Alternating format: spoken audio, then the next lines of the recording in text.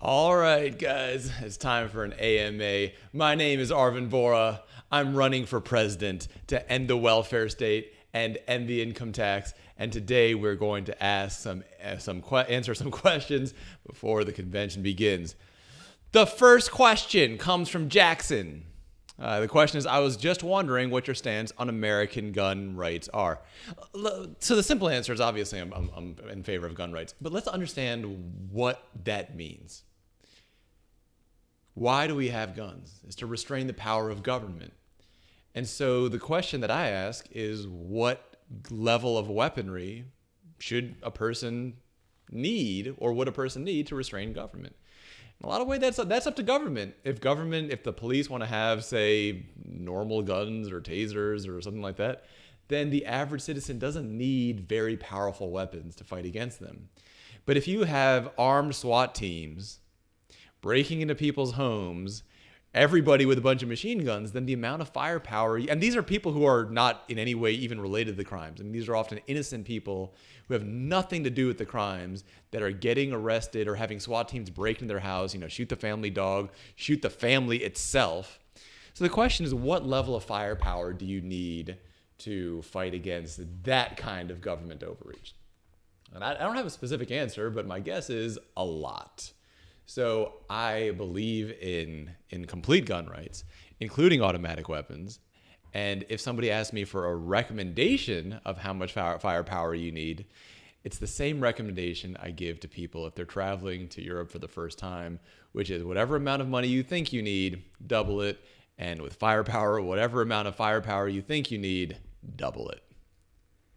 When you say you'll sell all government-owned land, does that include national parks? Well, I'll agree the government owns a lot of land.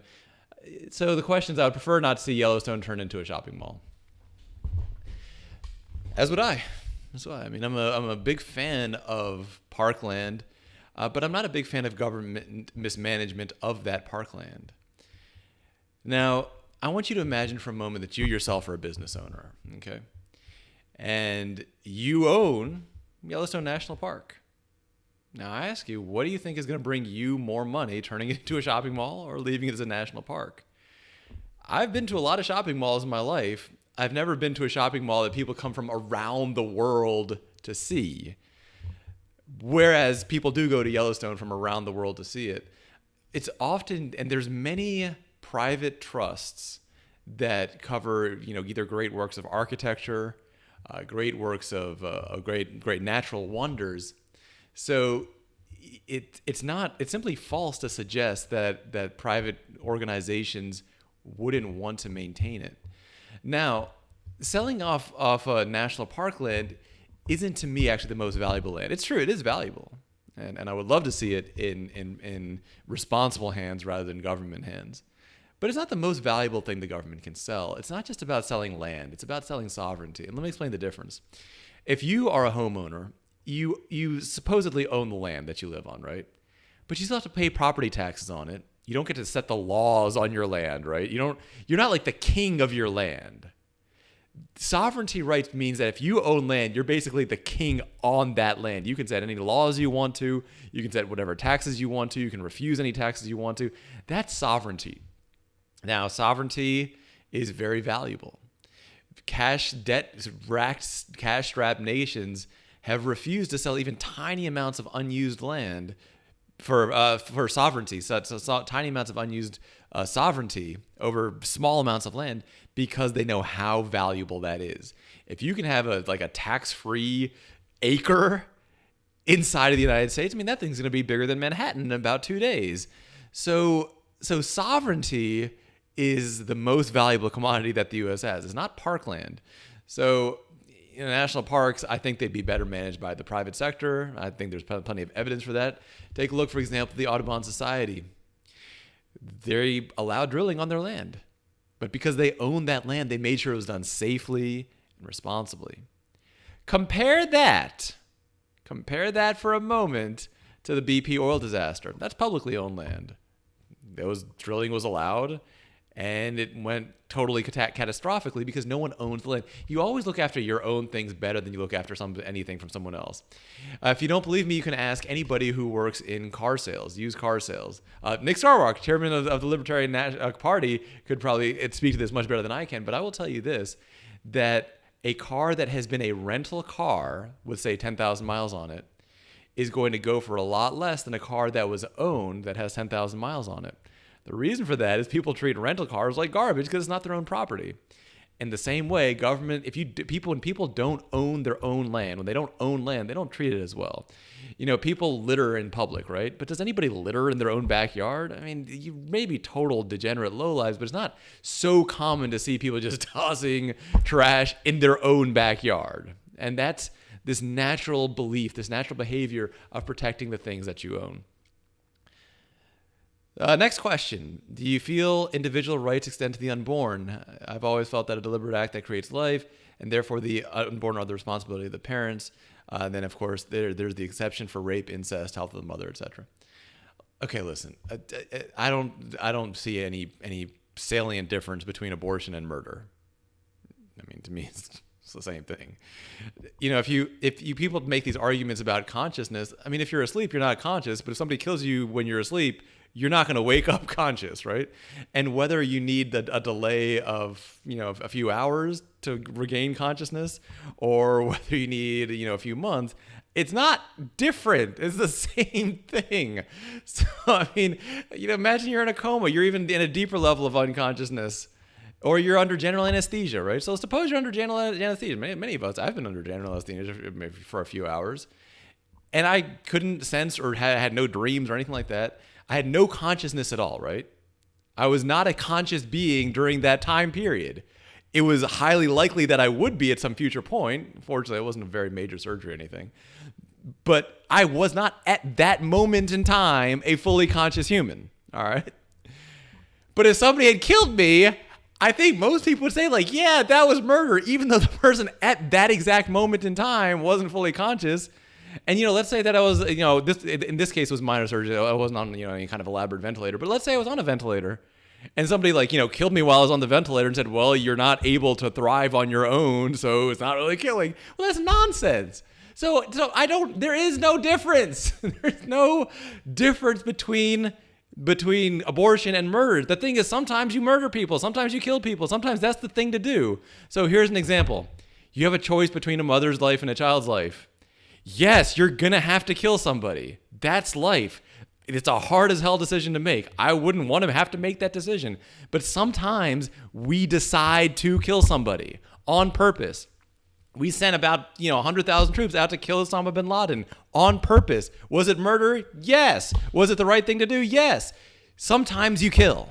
Not often. It's not a default answer. It's an exceptional situation. But there are times when the correct thing to do is you have to kill somebody, usually to save somebody else's life. But that doesn't make it not killing, right? It's still killing. It hasn't stopped being killing. That's why we take it so seriously. So the question is abortion. Of course, abortion is murder. I mean, how could it not be? That doesn't mean, though, that I want the government involved in it. I mean, I've said this many times. It's a hard thing for a lot of people who are still in that statist mindset to understand. You can be in favor of something and not want the state to be involved in it. You can be opposed to something and not want the state involved in it. I don't believe in having the state involved in any violent crimes because it ruins all of it. It doesn't handle it well. Literally anything would be better than the state handling it. So is abortion murder? Yes. Should we work to stop it? Yes. Can we work to stop it? Of course. Does working to stop it involve getting government out of it? Yeah. Here, people have often gone on and on and on about, the fact that I don't believe that adulthood should be defined by government means that I'm some sort of a, predator or something like that. All right, let's look at what happens when you let the government define adulthood.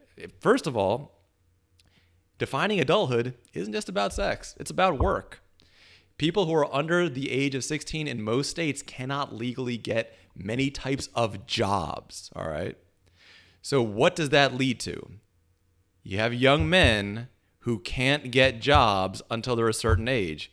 So what happens, go ahead, walk yourself through this on your own, or I'll walk you through it. young men below a certain age can't get jobs because adulthood is not just defined as the ability to have sex, it's the ability to work, it's the ability to everything, and this is set by your government. So what happens, think about this, what happens when a young man can't get a job and his girlfriend got pregnant? What happens then? Does he say, okay, I want to step up and be a father and provide for my kid? He might want to. He often does want to. But if it's against the law, you've tied his hands. He is not able to provide for his kids because you idiots insist that government should define adulthood. When government defines adulthood, you get idiotic results. And when government defines adulthood, you have people who are young, who are panicked, who legally cannot get jobs because it's illegal to hire them. Now listen, there are some companies that hire people illegally. I do. Vohra Method, we've hired people below the age of 13. You know why? Because they were smart as hell. And I'm not going to say that you can't work here if you're smart enough to work here. You know, if you look at the exams that you have to take to work at Vohra Method, they are brutal. I mean, if you can pass that, you are in the top 0.1% of math. If you can pass that, you are really, really, really smart. And I don't care if you're 5 years old. If you can pass that, I'm going to give you a chance. I might fire you if you're irresponsible. I might fire you if you don't show up. But I'm going to give you that chance because that's incredible. And that's something to be fostered. But you guys, your way, which is saying, no, government should define adulthood, means that a young man legally cannot get most jobs. He can't provide for that kid. One of the things that leads to, very predictably, is people who are young, panicked, making decisions under the most high level of pressure ever. They can't act as adults because the father is not allowed to get a job. The mother's not allowed to get a job. They're terrified of their parents. So what do they do? What do they do in that circumstance? Go ahead. You tell me. What do they do in that circumstance? They have abortions. Not because they want to. An abortion is a fundamentally an unnatural act. It is a mother killing her own child. Now listen, killing is something that you do sometimes. Sometimes it's the right thing to do. But the bond between a mother and a child is the biologically strongest bond in the human race. A mother will do anything for her child. So to get a mother to kill her own child, you have to put somebody in such a state of fear, panic, hopelessness, and desperation, which is the only thing that the government can do. So now you have two people who can't provide because it's against the law, who are scared as hell, who can't leave their parents, they're afraid of parental consequences, financial consequences, legal consequences. So what do? They have an abortion. They try to sweep the problem under the rug. They do a heinous act because that's all that's left to them, thanks to the laws that you guys think are so brilliant and wonderful and intelligent.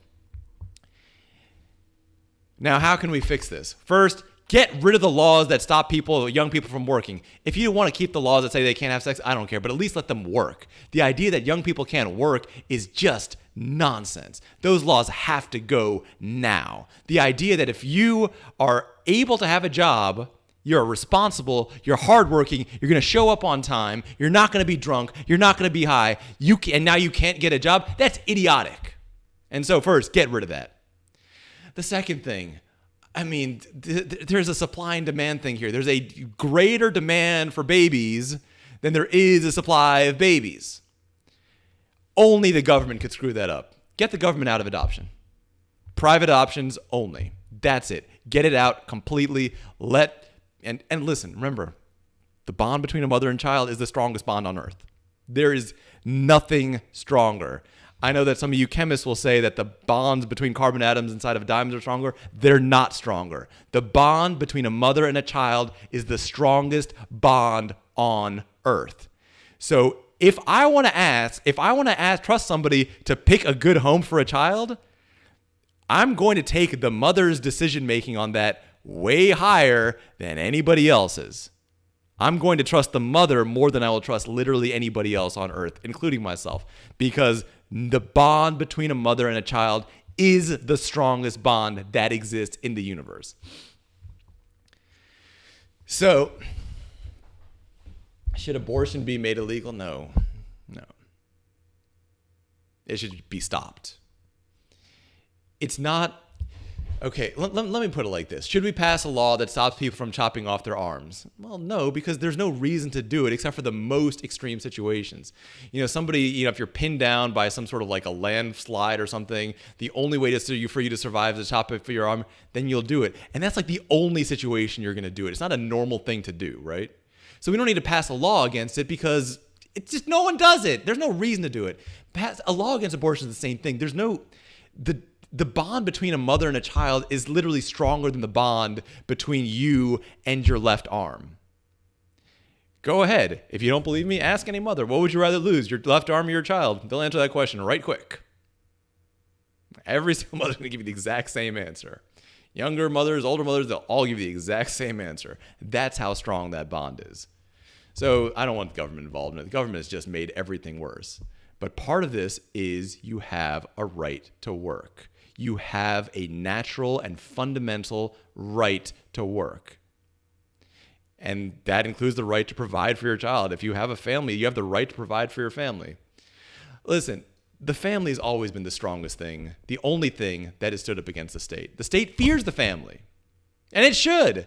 It was strong families that bullied the King of England into signing the Magna Carta. It wasn't just like a couple of guys that made some really cool speeches. No, it was the strong might of heavily armed, large families that forced the king to sign the Magna Carta, or borderline forced. He also had the choice of getting killed, but he preferred to sign the Magna Carta. Okay, let's answer some more of these questions. Where will all the money come from to make those payments? Sale of government assets. It's the same question about the government assets. This is from Daniel. It's a similar question, which is, but it has an important twist that I want to get to. The value of government assets might come up short. No, it won't. The value of sovereign land is astronomical. A group of investors once, I think it was, I can't remember the actual country, the group of very wealthy investors tried to buy like a square mile of unused garbage land somewhere. The government, and this was like a desperate government, the government refused. Multiple investors putting tons of money, hundreds of times the sort of property value of the land. Doesn't matter. Sovereignty is unbelievably valuable. Government started selling sovereign rights. They will not have a cash shortage, let me tell you that much.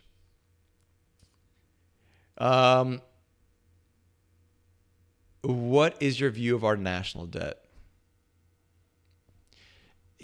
I think a lot of people don't get what a national debt is. They don't know what it looks like. In our minds, when we think of national debt, we imagine the government going to the bank and taking out the... That's not what national debt is. You know what national debt is? A savings bond. That's all it is. If you've ever seen a savings bond, you might have a savings bond. Maybe your grandparents got you a savings bond. That's debt. That's what national debt is. It's savings bond. That's all it is. It's nothing scary, nothing complicated. Savings bond. It's an investment. You are investing your money in the United States government, and they're going to give you your money back with some interest. It's just like buying a corporate bond. You can buy a corporate bond in many different corporations. You can buy a corporate bond in the United States. Now, when you invest your money, I do believe you have some onus of responsibility to consider your investment, not just from a risk standpoint, but from an ethical standpoint. So when you invest your money in the government, what are you investing in? I know there's a lot of people who don't invest in cigarette companies because they think it's morally wrong. That's fine. A lot of people don't invest in alcohol companies because they disagree with it morally. Totally fine. That's your right, right? When you invest in the government, what are you investing in? What are you investing in? What are you funding when you buy a savings bond? What are you investing in? What is it that your government does with that money? War on drugs? Blowing up foreign hospitals?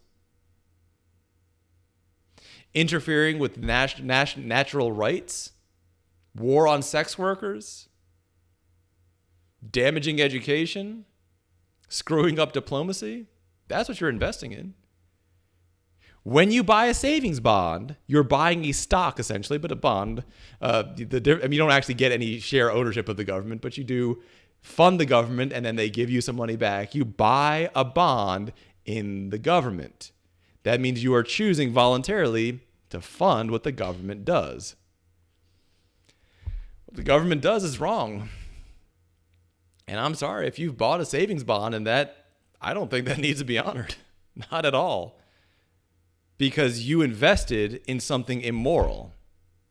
Let me give you an example. Suppose that there's a company that is selling bonds, and then you say, well, what are these for? It'd be like, all right, here's what we're going to do. We're going to take the bond, the money, we're going to buy some weapons, we're going to kidnap some people, we're going to hold those people at ransom, and then you're going to get your money plus 5%. Most of us would say, what the hell? No. Yeah, I like having 5% more, but no, I'm not going to be part of that. Not just because it's illegal, because it's unbelievably immoral. All right, so you agree with that, right? Now, when the government takes your bond, takes a bunch of nonviolent people, kidnaps them, nonviolent drug users, kidnaps them, locks them in prison, and uses that to extort more tax money and then pays you your 5%, what's the difference to you? How is that different to you? What do you see as the salient difference between paying a group of kidnappers who are then going to get some ransom and give you some money, a little bit more money back, versus paying a different set of kidnappers that are going to ransom some money and then give you some portion of it back? I mean, some interest back. It's the same thing. So, yeah, if you bought a savings bond and if I'm president or have any influence of it all, your savings bond is going to be junk because you invested in something disgusting and immoral. Let's see. If the sale of national assets, what is your priority then? Will you stop this?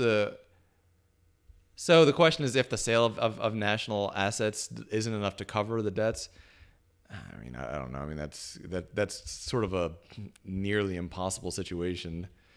The only way for the sale of sovereignty to not go well would, I mean, if Canada and Mexico did it first, that might lower the market value of sovereign land. But, even if you lower the market value of sovereign land by 99%, it's still many, many times more than enough to cover the debt. I mean, sovereign land is unbelievably valuable. Sovereign land, by the way, that's the land where you set the laws and taxes. It's like your own country.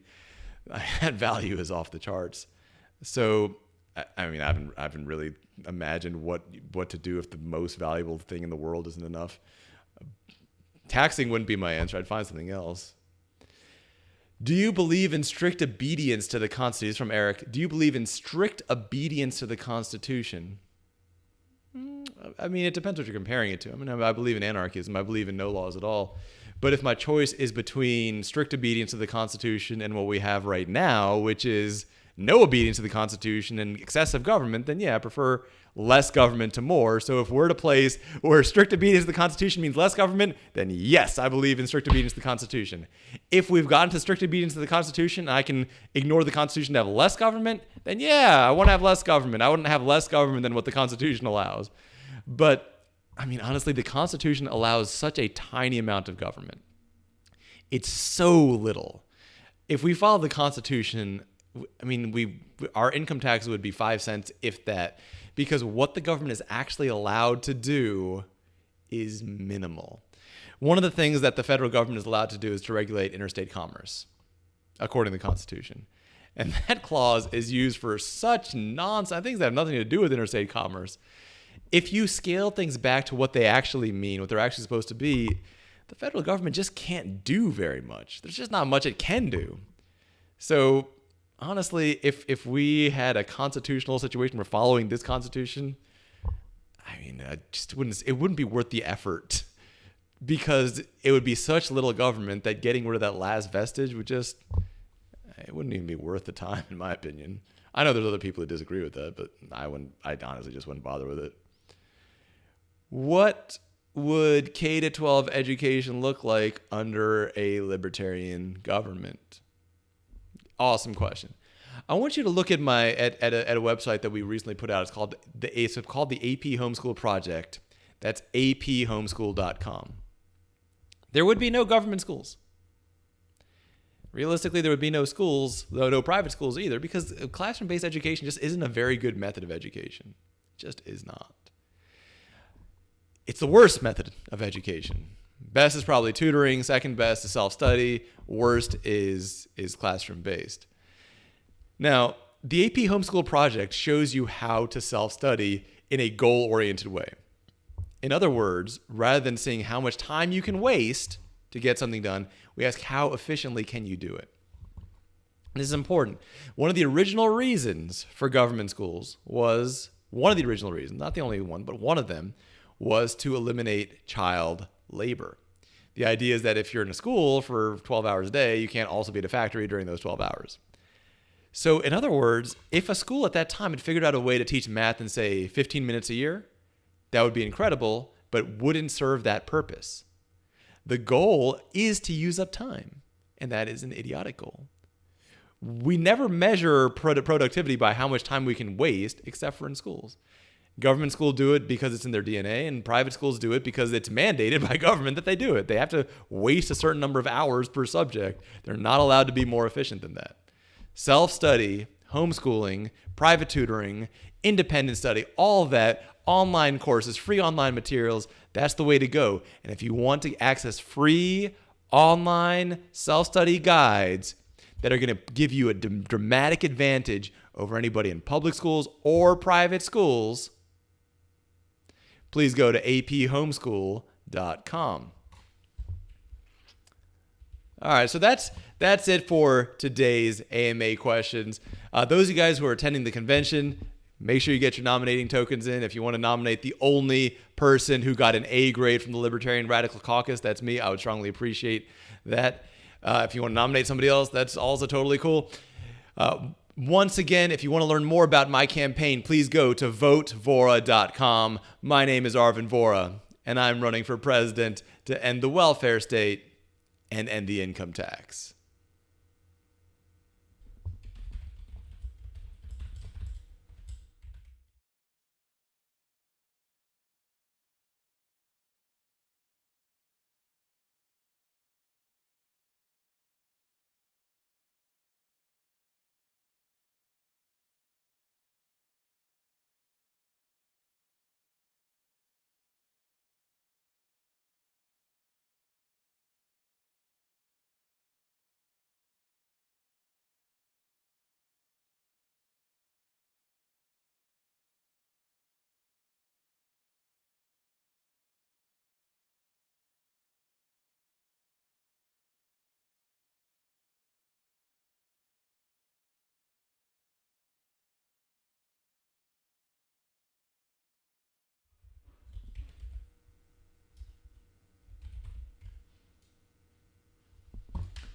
Whoa. Let's stop.